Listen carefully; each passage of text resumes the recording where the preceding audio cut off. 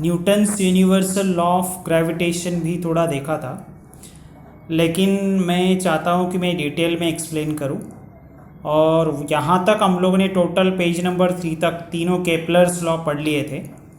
तो Newton's universal law of gravitation ये जो है न्यूटन ने कैसे फॉर्मुलेट किया।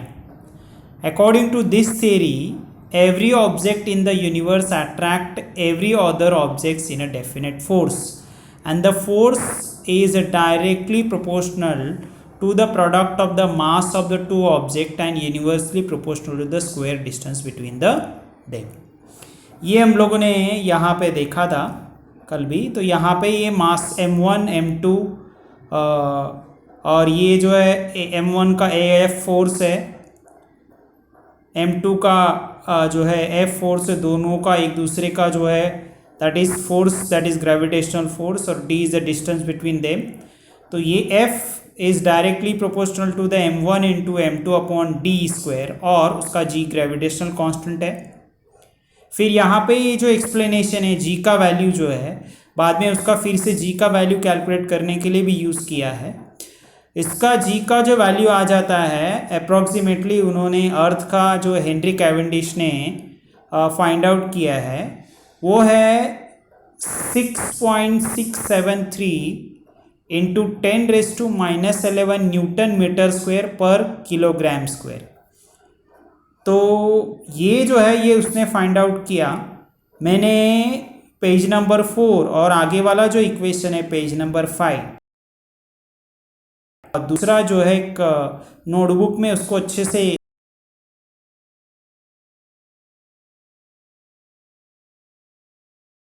4 एंड पेज नंबर 5 जो है ये वीडियो देखने से पहले प्रॉपरली टेक्स्ट बुक से पढ़ लेना है। ओके, नाउ अभी यहाँ पे ये हो गया जी का वैल्यू। फिर यहाँ पे अगर हम लोग कोई ऑब्जेक्ट का मास लेते हैं, कोई ऑब्जेक्ट को मास मतलब क्या होता है, मास इज द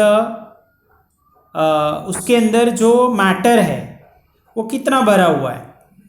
ठीक है, तो यहाँ पे एक थोड़ा एक्सप्लेनेशन ये है, the centre of a mass of an object point inside और the outside of object at which the total mass of the object assume to be concentrated. हम लोग मान लेते हैं कि जो ग्रेविटी है टोटल, या टोटल उसका जो मास है वो एक सेंटर पे कॉन्सेंट्रेट, ऐसा मान लेते हैं। The centre mass of the spherical object having uniform density and geometrical, उसको सेंटर हम लोग बोल देते हैं। And the centre of a mass of any object having uniform density is at its centroid, उसको सेंट्रॉइड बोलते हैं। तो आगे वाला हमारा जो पॉइंट है, uniform circular motion and centripetal force. So this consider, तो यहाँ पे भी उसका जो है कि सर्कुलर मोशन मतलब ये है कि जैसे अर्थ जो है सन के अराउंड घूम रही है, या दूसरा एग्जांपल मून जो है वो अर्थ के अराउंड घूम रहा है। तो जो जैसे मून अर्थ के अराउंड घूम रहा है तो अर्थ उसको क्या कर रही है, अपने पास खींच रही है, and that is called as a centripetal force. तो यहाँ पे जो पॉइंट है uniform circular motion and magnitude of centripetal force. Uniform circular motion का मतलब ये है कि वो पर्टिकुलर टाइम पे मून जो है पर्टिकुलर टाइम पे पर्टिकुलर ही मोशन क्या करता है, अर्थ के अराउंड करता है। इसलिए 1 मंथ में उसका टोटल 1 मंथ यानी नियर अबाउट 30-31 डेज में वो अर्थ का एक राउंड मार लेता है।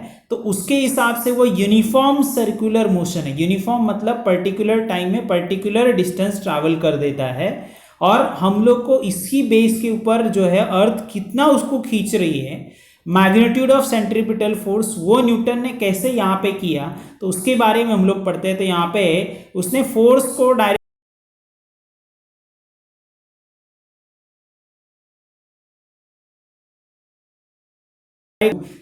मास into v square upon r, तो उसको उसने speed is equal to distance travel upon time taken. यहाँ पे r is the distance between the planet and the sun, t is the time taken, perimeter जो orbit है वो 2πr। फिर यहाँ पे सॉल्यूशन दिया है टेक्स्ट बुक में, मैंने नोटबुक में अच्छे से एक्सप्लेन किया, वो मैं भी एक्सप्लेन करने जा रहा हूँ। तो यहाँ तक फाइनली कंक्लूजन करने के बाद f is equal to 4m² upon k, ये भी यहाँ पे 4m² अपॉन k कॉन्स्टेंट आ जाता है, फिर बच जाता है खाली f और r² नीचे, यानी यूनिवर्सली प्रोपोर्शनल है।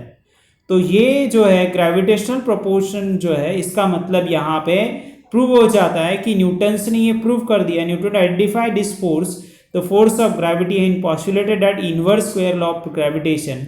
इसका मतलब है gravitational force is a much weaker and is inversely proportional to the square of the distance between the planet and the sun, and इसकी इसीलिए यहाँ पे उसने प्रूव कर दिया कि this is possible because of the huge masses of the planets, stars and other constitute the universe. इसीलिए ये यूनिवर्स जो है बहुत सारे प्लैनेट, स्टार्स और इससे बना हुआ है, और वो एक दूसरे को क्या कर रहे हैं, अट्रैक्ट कर रहे हैं। ठीक है, तो अभी हम लोग जाते हैं हमारे नोटबुक में, जहाँ पे मैंने